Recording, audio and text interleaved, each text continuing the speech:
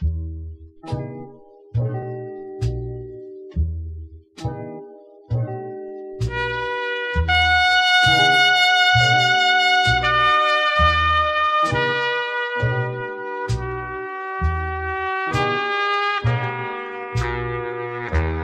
est l'ambiance que vous vouliez véhiculer pour arriver au meilleur résultat possible? Parce qu'on sait que quand on travaille dans un film, il y a différentes ambiances. Donc, quelle était cette ambiance de travail? A lot of the crew we've worked with before, so this is our 5th movie as a company. So the consensus, I mean, it was just a professional, warm place for everybody. I mean, a lot of the crew were all friends with everybody. Like, there was a respect of what was going on and what we were trying to do. I didn't really have to say much. The crew was so invested in the movie. You know, for me, their heart was in the film, so there was no disrespect, and they were respectful of everybody and encouraging. En fait, ce qui se passe, c'est que la majorité des membres de l'équipe technique du film, eh bien, ce sont des personnes avec qui je travaille déjà depuis de nombreuses années. Et en tant qu'équipe de travail, c'était notre 5e film ensemble. Donc, on se connaît tous les membres de l'équipe connaissent les uns les autres. Et ce sont vraiment... Donc l'ambiance, j'ai envie de vous dire, sur le tournage, nous dit Josh, c'est que c'était une ambiance très professionnelle, très chaleureuse. Beaucoup des membres de l'équipe technique, encore une fois, sont amis les uns avec les autres, il y a beaucoup de respect. Et puis, vraiment, chaque personne qui a travaillé sur le film se sentait vraiment investie par le film, par son discours, donc avait vraiment envie de donner le meilleur d'eux-mêmes. C'était très professionnel. Et de cette manière-là, en tant que réalisateur, il nous dit, j'ai pas eu besoin de leur dire grand-chose finalement. Tout s'est fait naturellement. Et voilà, chaque personne était vraiment investie dans le rôle qui lui était alloué. Just a short answer. It felt like a personal film for them, and for some it was. Et pour terminer, il nous dit que ce film il a été ressenti par beaucoup d'entre eux comme un film qui leur était personnel, et pour certains d'entre eux, il l'était. When my mother was diagnosed with cancer, it was I was a troubled kid growing up in New York, no question. But when she was diagnosed, it was a difficult time, to say the least. And then when she died, it was very complicated. And it came from a personal place of needing to understand what I was going through, and what I'm still going through. But also at the same time, it's not my story entirely. For me, it's something that I needed to understand, and I wasn't going to sit and think about it on my own, because I didn't have the direction to do that. And so I made a movie about it, because it would allow me to take something negative and turn it into positive, you know, by doing something creative and fun, or at least productive. It was a tool for me to therapy, but at the same time, it's not entirely my story, and a lot of it is, to be honest. So yeah, does that make sense? Yeah. En fait, il y a 4 ans et demi, nous dit Josh, ma propre mère est décédée. En fait, elle a eu ce diagnostic. Oui, merci, diagnostic, bien sûr. Le diagnostic donc, du cancer. En fait, ce qui s'est passé, c'est que à l'époque, moi, je vivais aux États-Unis, je vivais à New York, et j'étais un adolescent turbulent, on va dire. J'avais quelques soucis avec l'autorité, etc. Et puis ma mère a eu donc ce diagnostic donc, du cancer. Et c'était un moment difficile pour moi, et c'est un euphémisme, nous dit-il. Et puis lorsqu'elle est décédée, c'était encore plus difficile, et ça l'est encore un peu aujourd'hui. Et moi, ce que je ressentais en tout cas en tant qu'adolescence, tout ce que ça a apporté beaucoup de choses, et ça a apporté beaucoup de questionnements. J'avais beaucoup de questions qui sont restées sans réponse, et j'avais besoin de comprendre ce qui m'arrivait à l'époque. Et quelque part, le meilleur moyen que j'ai trouvé, me dit-il, pour comprendre tout ce qui m'est arrivé à ce moment-là, et tout ce qui est arrivé à notre relation, à moi et à ma mère, eh bien c'était de faire un film. Alors ce n'est pas un film purement 100% autobiographique. C'est pas entièrement mon histoire, évidemment, il y a quelques éléments qui ont été rajoutés pour pouvoir faire de cette histoire vraie une narration un petit peu plus dramatique. Mais c'est vrai que je me suis dit que le meilleur moyen de comprendre tout cela, c'était d'arriver à faire quelque chose qui soit le plus créatif possible, qui soit vraiment constructif, voilà. Plus que amusant ou ceci, cela, mais vraiment quelque chose de constructif, arriver à construire quelque chose et en retirer peut-être un élément de réponse par rapport aux interrogations sur ce qui m'est arrivé et ce qui m'arrive encore un peu aujourd'hui. When I was, for me, I live my life, music changes my mood quite a bit. Music helps me get through my days. And also like motivates me. So I guess I don't know if this may be like a microcosm of an answer, but when I was writing the script, I listened to Kid Cudi, all his albums, while I was writing, and I didn't know him. And I didn't really hear the words at all, what it was about. Like I heard just the melody, and that was the energy of it. And then eventually I started listening to the words, and I was like, this guy is singing about himself, and he is being so honest, and like uncomfortably honest, but you can't tell at first. And that motivated me to keep going, to keep pushing myself. And the blues for me are like, you know, it's the same relationship for me. Like I listen to the blues and I listen to jazz, and there's like this encouragement to like, you know, go through melody. It's like very seductive. But then if you listen to the words, they're just complaining. And so I don't know. The blues makes whining sexy. Tu comprends?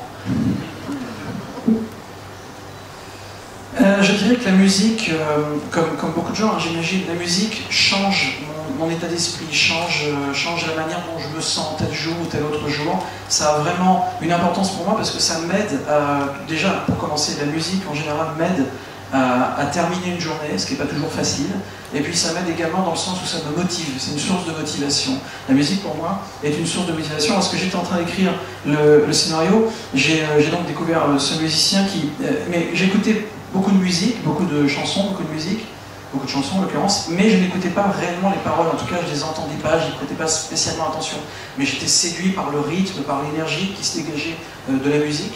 Et puis un petit peu plus tard, j'ai commencé à vraiment écouter particulièrement les paroles, et là je me suis rendu compte que ce chanteur en fait chantait beaucoup à propos de lui-même, il racontait sa vie quelque part, il racontait sa vie, mais avec une très très grande honnêteté. Il était très honnête avec lui-même, parfois c'était presque gênant de l'entendre dire des choses aussi fortes et aussi personnelles. C'était presque gênant pour moi, et ça m'a vraiment motivé, la manière dont il se faisait voir vraiment à nu dans sa musique. Pour moi, ça a été vraiment un élément extrêmement motivateur. Et puis le style, moi j'écoute beaucoup de blues, beaucoup de jazz. C'est le genre de musique, encore une fois, qui m'encourage à aller de l'avant. Et puis j'aime bien sûr donc ces paroles très fortes, mais également la musique, qui est une musique qui est la mélodie de ces chansons-là est une mélodie qui est séduisante. Elle est vraiment, elle est sympa. Il y a un rythme qui nous pousse à aller de l'avant, qui crée une énergie. Donc c'est très séduisant. Mais les paroles, encore une fois. Les paroles, c'est très étrange, surtout dans le blues. Et d'ailleurs, il nous dit que le blues, c'est le genre de musique, par exemple, qui fait que lorsqu'on se plaint, eh ben, ça sonne bien. Voilà, c'est une plainte mélodique, une plainte qui sonne bien. Et c'est intéressant de tourner la douleur, la souffrance, la plainte, en quelque chose qui, en tout cas, est constructif et sonne bien. Well, the main actor, Christopher Abbott, his first movie was Martha, Marcy May Marlene, which is a movie I produced a few years ago, and we've been friends ever since. And we're very close, and I admire him. And you know, in the middle of writing the script, I started thinking of him as the guy, and we just decided to work together. And I think I honestly believe that he is one of the most honest actors of our generation. I know that's a grand statement, but I honestly believe that. Like, you can see his soul, you know, the soul of the character. In terms of the cinematography. You know, my cinematographer and I collaborated a lot and came up with a language that represented his state of mind, which was you're always with yourself. You know, no matter where you run to, you're always with yourself. And also at the same time, for me, I feel that that's what New York felt like. For me, a lot of people I grew up with, you know, it's always this never stopping, no reflection, just reaction. And I felt like that was the best way to communicate that.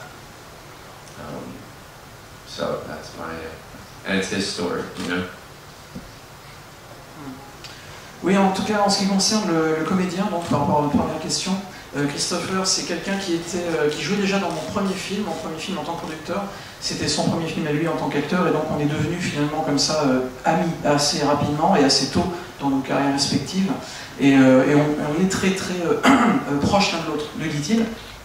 Il l'admire beaucoup, il pense que c'est un excellent acteur, et lorsqu'il était en train d'écrire le scénario de son film, il s'est dit, donc à peu près au milieu de l'écriture, il s'est dit que ce serait vraiment intéressant que ce soit lui qui joue donc le rôle principal du film. Il est ravi de sa collaboration avec lui sur ce film, et il nous dit qu'il pense réellement, que c'est sincère, qu'il pense que c'est un des meilleurs comédiens qu'il connaît aujourd'hui de cette génération-là. Et ça peut paraître pompeux de le dire comme ça, mais vraiment c'est ce qu'il pense. Il pense qu'il a un très très grand talent et qu'il a eu beaucoup de chance de jouer avec lui. Et en ce qui concerne la direction de la photo du film, la cinématographie du film, eh bien, il nous dit qu'il a beaucoup travaillé en fait en collaboration étroite avec le directeur photo du film, et ils ont décidé assez rapidement de trouver ce langage visuel qui faisait passer l'idée, le thème qui était cher en tout cas au réalisateur, ce thème qui est quoi qu'on fasse dans la vie, on est toujours seul avec soi-même, on est toujours avec soi-même. Et quelque part, le fait de toujours voir donc, ce visage, que ce soit toujours présent, les expressions, le regard, etc., c'était vraiment ce qui pouvait faire passer ce sentiment que quoi qu'il arrive, on est seul avec soi-même. Et c'est vraiment quelque chose qu'il a ressenti très fort, notamment vivant à New York, parce qu'à New York, c'est encore plus ça, quelque part. New York, c'est une ville qui est très grande, mais une ville qui est étouffante, une ville où rien ne s'arrête jamais, où on n'a jamais le temps de réfléchir, on est toujours amené à prendre des actions, à réagir immédiatement, sans prendre le temps de réfléchir. Et c'est tous ces thèmes, toutes ces idées qu'il a réussi à faire passer, encore une fois, visuellement, grâce au travail effectué avec le directeur de la photo. So Cynthia had read the script, and we had lunch or breakfast, and we just were getting to know each other, and she had lost her mother a couple months prior to the movie, or to us meeting, to cancer.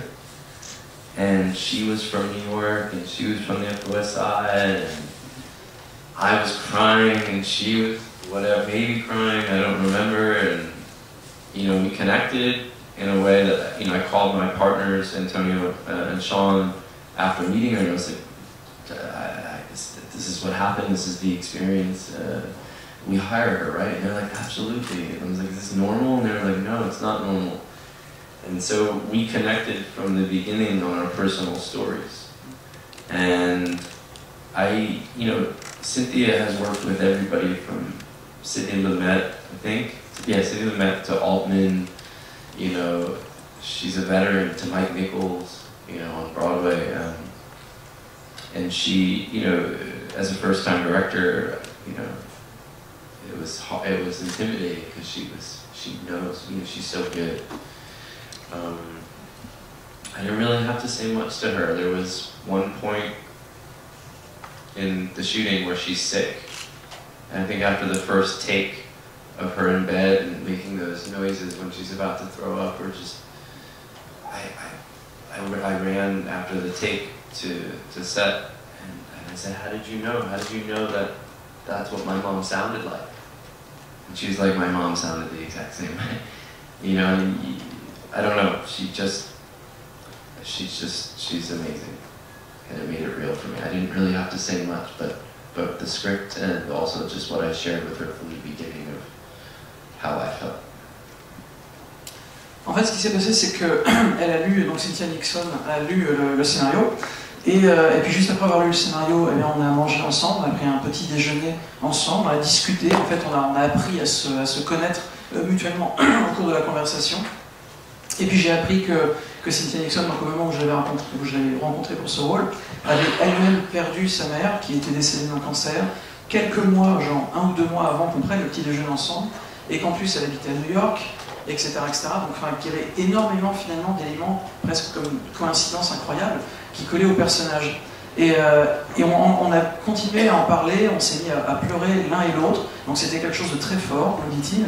Et juste après, il a appelé ses partenaires Antonio et Sean, il leur a dit qu'est-ce qu'on fait, on l'engage tout de suite, c'est incroyable. Est-ce que ça se passe comme ça à chaque fois? Et non, ça se passe pas comme ça à chaque fois, c'était vraiment une vraie chance, une vraie rencontre incroyable. Et il y a eu tout de suite une connexion sur un niveau très très personnel qui s'est faite entre Josh et Cynthia Nixon depuis le début. Cynthia Nixon, en plus de tout cela, en plus de cette connexion personnelle, c'est une comédienne, c'est une grande comédienne. Elle a tourné avec Sidney Lumet, elle a tourné avec Robert Altman, elle a été sur les planches à Broadway. Enfin, c'est vraiment une comédienne importante. Et pour un jeune réalisateur comme moi, parce qu'il ne faut pas oublier que c'est donc mon premier film, c'était incroyable d'avoir une comédienne comme ça. C'était une vraie chance et j'étais vraiment intimidé. Et de la même manière, même au moment du tournage du film, par exemple, il y a cette scène où elle est malade et où elle dit des choses, elle fait des choses qui m'ont interpellé parce qu'on n'en a pas forcément parlé avant. Et juste après avoir vu ces scènes, moi j'ai retiré, me dit-il, mon casque et je suis allé la voir et je lui ai dit mais comment tu savais que ma mère a réagi comme ça dans la vraie vie, comment tu le savais? Et à ce moment-là, Cynthia Nixon lui a répondu mais ma mère a réagi elle-même comme ça également. Donc quelque part, l'expérience de l'un et de l'autre, eh bien ça s'est entremêlé et ça a donné lieu à cette expérience incroyable qui a été cette expérience de tourner avec Cynthia Nixon pour ce film. Sundance was a surreal, intoxicating, heartfelt, beautiful experience. I made the movie to understand but also to connect with people, and it connected so much it made me uncomfortable. I was very lucky to premiere the movie there, and the audience was what I could have, better than anything I could have hoped for. Yeah, I hope that answers your question. Yeah. L'expérience de Sundance, oui, Josh, ça a été une expérience complètement irréelle, enivrante, mais également une expérience très chaleureuse, une très belle expérience pour moi et pour l'équipe du film. Parce que, comme je l'ai dit tout à l'heure, le film, j'avais envie de le faire, le dit Josh, pour comprendre, mais j'avais aussi envie de le faire pour avoir une relation, pour avoir une connexion avec les gens, avec certaines personnes. Et j'ai vraiment eu beaucoup de chance parce que la connexion était réelle à Sundance, avec pas mal de gens que j'ai pu rencontrer là-bas. Elle était tellement réelle que parfois elle en était presque gênante. Et donc je pense que c'est vraiment une très grande chance parce que l'accueil qu'on a reçu au Festival de Sundance a été un accueil qui a été bien meilleur que tout ce qu'on aurait pu imaginer dans nos rêves les plus fous. Donc vraiment, c'était une excellente expérience pour moi en tant que réalisateur.